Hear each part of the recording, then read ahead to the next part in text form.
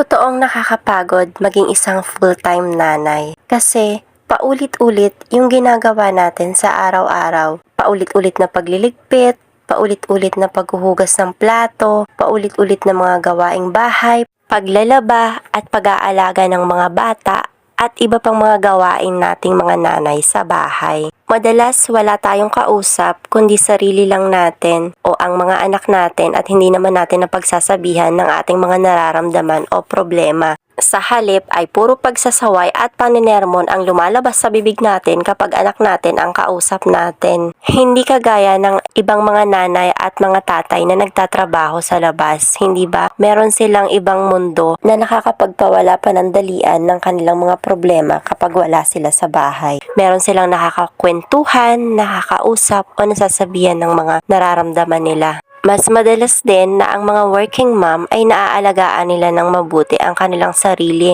Nakakabili sila ng mga bagay na magpapaganda sa kanilang sarili. Samantalang tayong mga full-time nanay, umaasa lamang sa sweldo ng ating mga asawa at hindi pa nga nagkakasya para sa pangangailangan ng ating buong pamilya. Kaya madalas ang isang full-time nanay, losyang. Kasi wala siyang sariling pera para ipambili ng mga gusto niya. Kaya sa mga mister na makakapanood nito, try nyo namang i-date yung mga asawa nyo. Baka mamaya kinakausap na niya yung 4 na sulok ng bahay nyo.